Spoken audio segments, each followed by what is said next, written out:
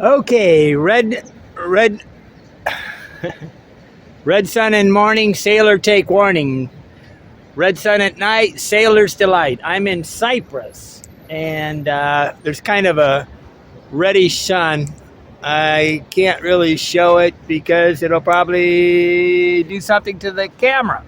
Okay, I'm in Cyprus, Larnaca, Cyprus, and I'm on the beach, and this is a place with a lot of it's like a tourist trap. Okay, it's definitely a tourist zone, and people do it. The really only redeeming factor I've seen here is that if you are a beach tennis person, this is probably one of the few places where they play beach tennis. So there must be like 8 courts here. So it's a really great place to play beach tennis. It's kind of like a ping pong paddle kind of thing. I don't know really that much about it, but they play it very diligently every day. Okay, I am going to Israel. And why am I going to Israel? To me, life is about creating a new story. And I should have opened up this Google Docs before I started this. But the point is this. If you want to be 10 years younger, you have to have a new story of glory. You need a new story of some glorious activity that separates you from other people. A strategy is something you do that is not the same as everybody else, but is really better for you. I really think a lot. Old age is toxic, okay? Everybody around you starts telling you what you shouldn't be able to do. And the minute that you accept that you cannot do something, guess what? You cannot do something, okay? So the goal in life is to basically challenge your boundaries and to live like a young person. But I want you to add 10 years to your life, and here's the way to do it, okay? First of all, you got to be anticipating a new story. Hola, señorita. Oh, probably. Hello, how are you? I don't know what language she speaks, but I say hello to young girls no matter what.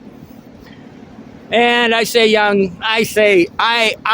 like women. I am not a tired and retired person. Okay, add 10 years to your life. I've said for many years that travel is the fountain of youth. Why is it travel the fountain of youth? It's because you never stop having to challenge yourself to adapt.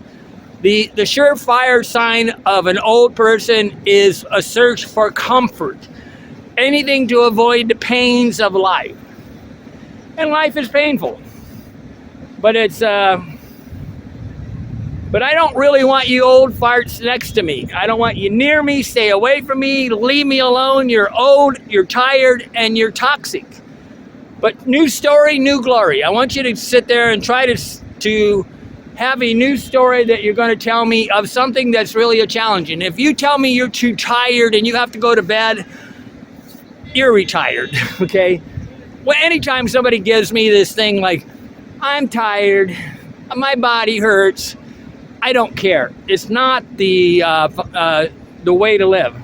I want you to have a new story, a new glory. The new story is something that you do it. When my Mom Graham, went with me to Guatemala, having trouble here with my phone, she gave 10 more years to her life because she spent 3 months doing something outside her, what would you call it, your comfort zone. But people... The surefire way to end your life is to... hold on a second, I gotta fix my phone. Okay, so when Mom Graham went with me to Guatemala, she added 10 years to her life. And I was trying to get to her quickly and take her to France before she died. But she was tired and she had no story, future story. So the secret to adding 10 more years to your life is simple. All you got to do is have a new story and something. And that does not mean you go on vacation for 2 weeks. I mean, you want to really step outside your comfort zone. I think the ideal way to do this is to leave for 3 months minimum and leave those old farts behind. Everybody my age is older than me, and I'm about I'm going to call myself 70, okay? But I'm younger than anybody around me, and I'm in a hostel right now where everybody's like smoking cigarettes, drunk, and they're going to sleep till 11 o'clock in the morning. Everybody in my hostel is older than me. It's about 30 minutes after sunrise here in Cyprus, and I'm alive. But generally overall, yeah, if there's no risk in what you're doing, there's no rush, and you have to strive to be alive. You must strive to be alive. To be alive, you must strive to be alive. Comfort is the opposite of living. People that are old, retired, are basically looking for a comfortable place. They avoid any kind of risk. And that's the opposite of youth. But a strategy is to do something different than older people.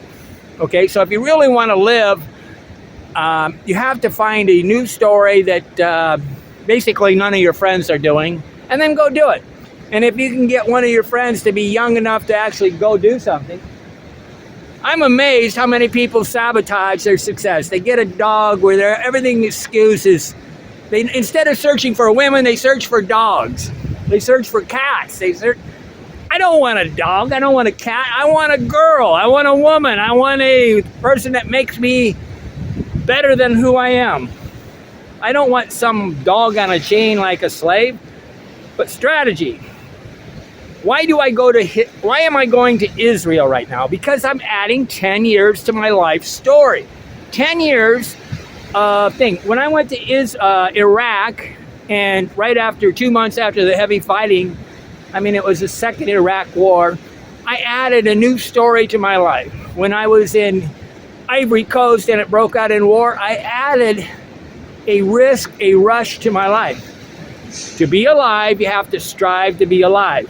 But why go to Israel? You got to witness the world. Instead of sitting there watching YouTube channels tell you what to think about the world, go experience the planet. But truly, stay away from me, because most of you are toxically old, okay? There's a really good video by John F. K. did in 1972 where he was talking, I think it was at Rice University. He said, moon, we choose to go to the moon. We choose to go to the moon in this decade and to do the other things, not because they are easy, but because they are hard. Because that goal will serve to organize and measure the best of our energies and our skills. He's saying that the trip to the moon measured our energies and our skills. To do something outside your comfort zone makes you alive. I'll read it again. Moon. We choose to go to the moon. We choose to go to the moon in this decade and do the other things, not because they are easy, but because they are hard. Because the goal will serve to organize and measure the best of our energies and our skills. Search for John F. Kennedy 62 thing, Why We Go to the Moon. It's a really inspiring thing. But you need a new story. And you need to anticipate a future story. You need to always be anticipating your next story. Like after I go to Israel, I'm thinking, I'm not sure. I got Afghanistan, Somalia. I could go to Africa and go to Nigeria and all the way to the point. But I'd really like to hopscotch around the planet, spend about 3 months, 4 months in Africa, 4 months in Kazakhstan. I would love to do this, but I'm thinking about starting another GoFundMe page. I don't have much money, but who cares? I'm alive, and you're sitting at home.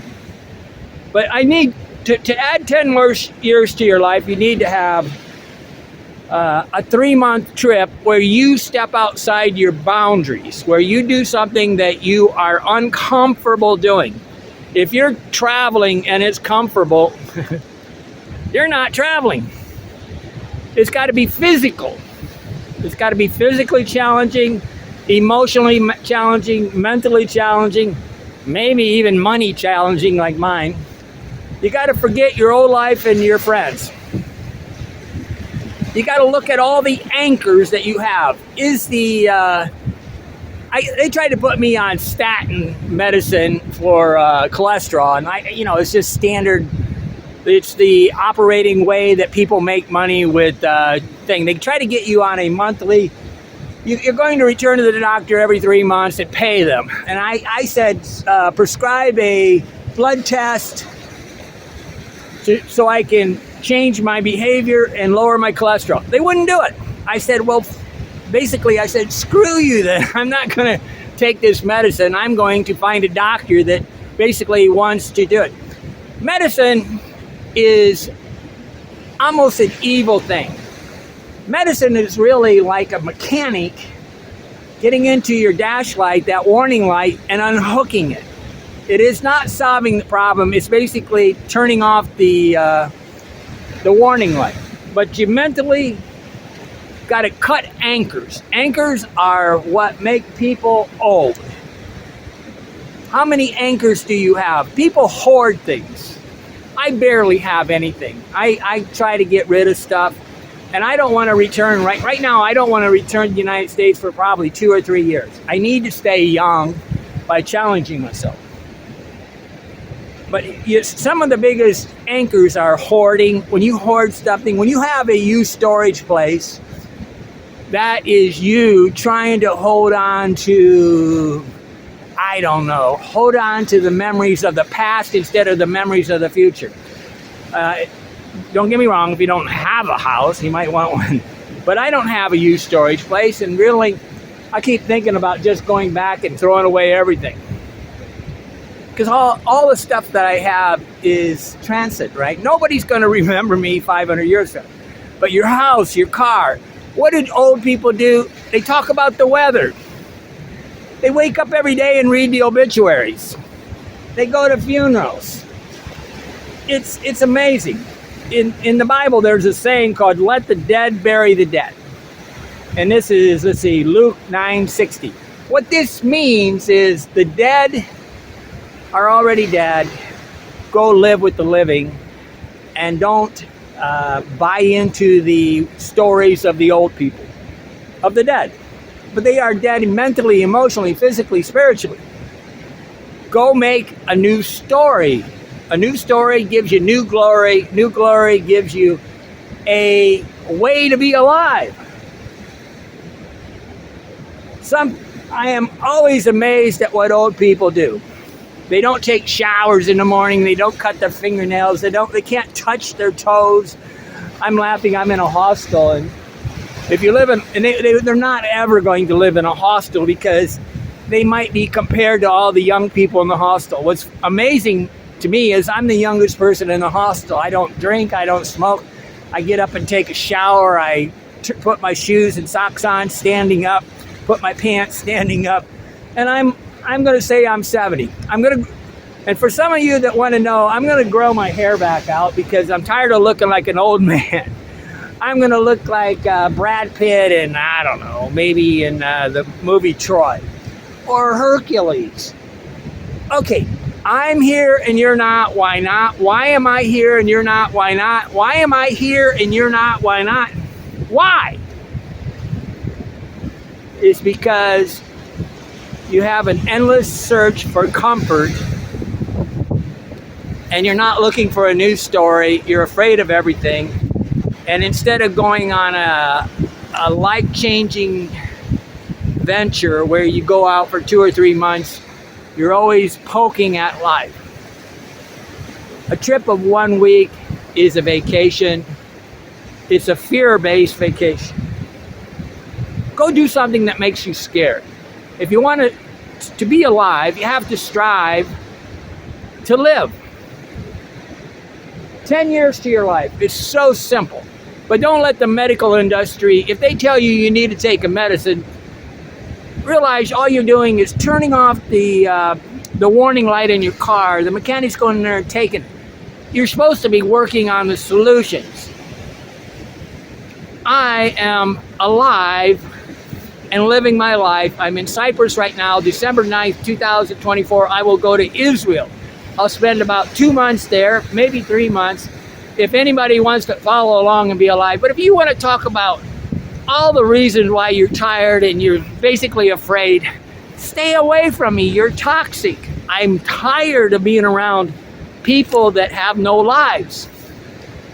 I have a life and you don't. Why not?